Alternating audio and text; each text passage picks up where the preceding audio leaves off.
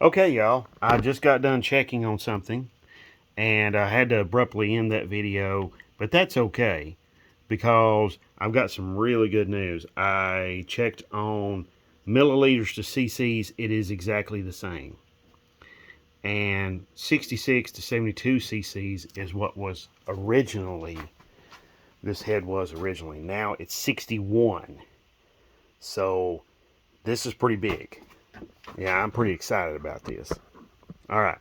Um, Now, there are a version calculators out there online where you can you gather all your information like the cylinder volume, the uh, the bore, the the the distance the piston is down in the bore when at top dead center, or where the piston is at in the bore top dead center. In my case, how far is it down in the bore? Um, the Also the thickness of the cylinder, the head gasket, uh, just a bunch of little detail information. The diameter of the head gasket. There's a lot of information there, and but this is one step in getting that figured out. So, um, so what I just wanted to show you all this and give you all some ground and show you that you can do this at home, okay, in your own garage. And you don't have to be, you, you know, a whole bunch, tap water, okay, in a glass. You don't have to have a whole bunch of money invested in a lot of sophisticated equipment, okay? You just got to keep track of stuff and don't let a biting fly interrupt you. So, anyway, okay, I'm gonna let this out right here, this cylinder head. Now, try to catch some of this. Probably won't catch all of it. Keep from making some mess in here. All right, now when you do this and you do use water, and there's the biting fly back.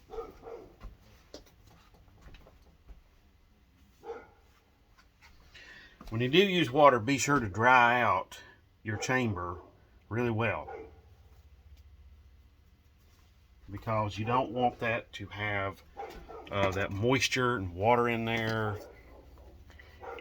You want that to dry out.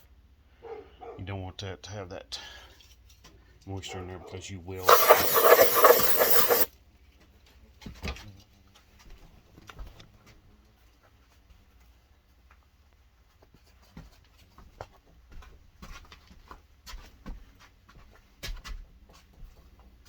I'm sorry, that biting fly is back and it's becoming an issue.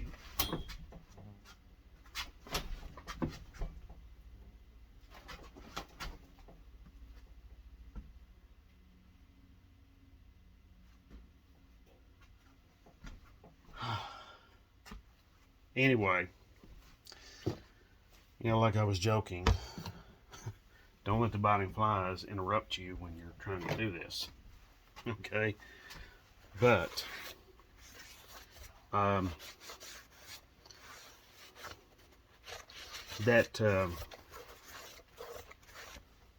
now, don't get me wrong. If you can afford the equipment and buy that equipment and have that equipment at your house, at your home garage, hey, go ahead, be my guest. But, I'm just thinking, save a few dollars here or there, and you can have those few dollars to use on something else. That's something I've always kind of preached to yins. Not necessarily preached, but you get the picture. So, anyway, I want to thank you all who have subscribed. Okay? for, of course, subscribing. If you haven't subscribed yet, what are you waiting on? Alright, because as you can see, this is some pretty good stuff right here, and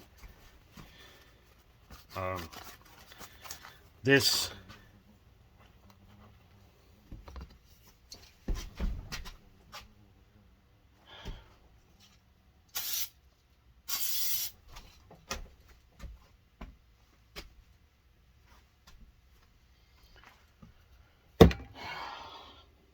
I'm sorry again, flies terrorizing me.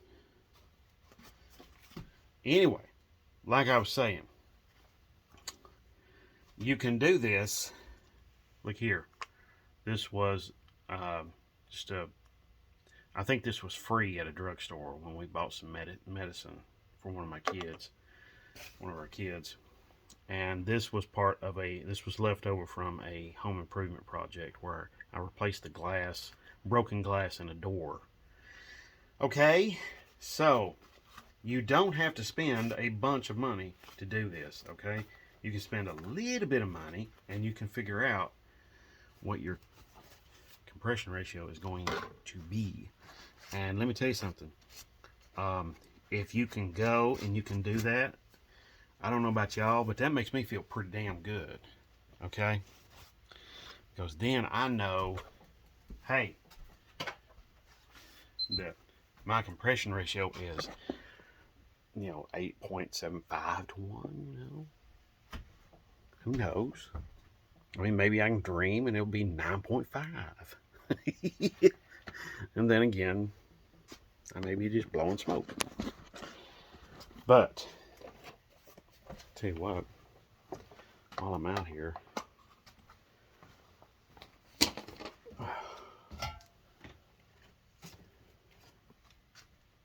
just measure the head gasket here real quick.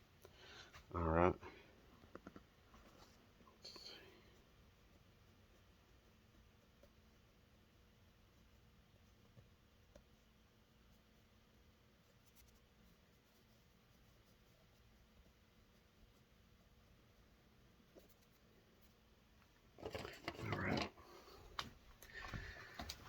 So we need to figure out the thickness. This is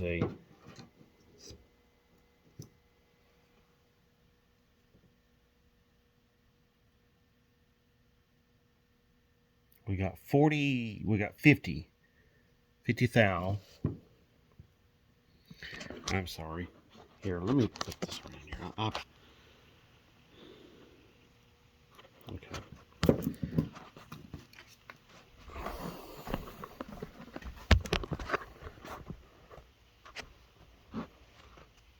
Okay, so here we go.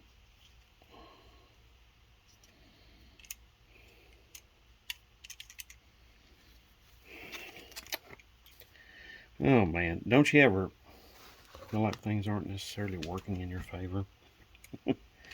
Okay.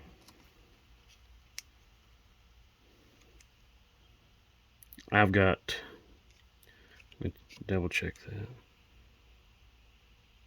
I've got 33 thousandths. I hope you were able to see that. I got 33 thousandths there on the fire ring. That's this metal portion that circles. Okay. Now measure the bore of the head gasket in question.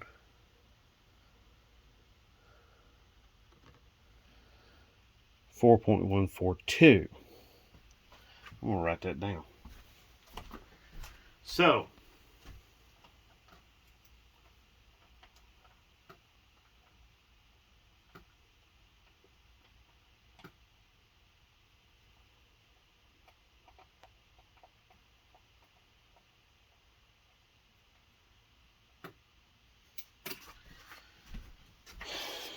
now that these measurements gets me a few steps closer to getting the engine together because I don't want to put these heads on until I figure out my compression ratio. Okay, so that's why these heads aren't already on. As you can see, I got the rocker shaft assembled on that one right there, but it's just loosely assembled, and I want to go over something on that with you about the rocker shaft and its placement and everything else about it. There is yeah, you see this? This is your that little divot, that little slot notch there that my fingernail is now in. That needs to go point at, one of them will point at the front of the engine, one of them will point at the back. Okay, and these need to be pointing towards, there is a series of holes in the rocker shaft. Let me get one of the rocker shafts out and I'll show you exactly what I'm talking about. Okay, so here we've got that. You notice these holes, the larger holes are for the bolts, okay? The smaller holes are to oil the rockers, okay? Now, these holes, these smaller holes, need to point towards the valve springs, okay? Now, like I said before, one of these, see that notch? One of those notches is going to point towards the back of the engine, one of them is going to point towards the front. That's the way you want it. You don't want both of these pointing towards the front, or both of them pointing towards the back. So that's just something to keep in mind, okay? That was brought up by 318 Will Run and Mopar Joe. So if you are big into Mopars and you want to learn more about them, I do suggest subscribing to those channels and going there and learning as much as you possibly can, because you know Mopars are different than, there are some differences when it comes to Mopars as far as like in relations to other engines. However, there's a lot of this stuff like doing the CCs on the head that could be done with any engine. And you might say, hey, wait a minute, I'm not building a 360 or any other car engine. What can I do? I want to do that, but well, you know that old lawnmower? Engine doesn't run, it's locked up, you know, or maybe it doesn't run, but it's not locked up. There you go. Old motorcycle, maybe, something like that. Anyway, that's what I'm trying to get across to you. You know, don't limit yourself because, hey, I'm not building an engine. I would like to try that, but I'm not building an engine. Don't limit yourself like that, okay? So I'm going to take this information I've got here, and I'm going to go and I'm going to find out. I'm going to put this into a calculator, and I will be back and I will be telling you all more about all of this. Oh, and all the valves are now fully installed. I got that one missing valve seal. Had to go order some valve stem seals. I got them. They're just stock valve stem seals. I got them at AutoZone. I'll show you the part number real quick. If you do use these though, be aware they have a bag that says intake and exhaust. The intake is the umbrella style. The exhaust is more of that I'll just show you, I guess, like a, yeah, here we go.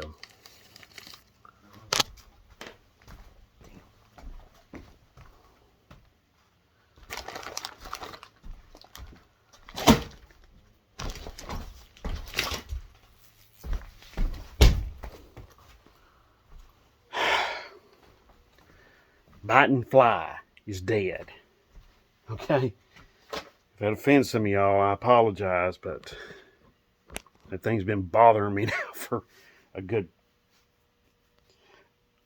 2 videos here, and comes along and bites me. Anyway, all right. here we go. Okay, this is the part number. It's 714, SS 714 Velcro. These are just a stock valve stem seal. Okay, nothing tremendously special. But this is the other style. Okay, I guess they call this a cup. The other one is an umbrella. This would probably be what you would supposed to use on like your exhaust. I'm not going to. I'm going to use the umbrella style on all of them. So, anyway, you want to use something like that.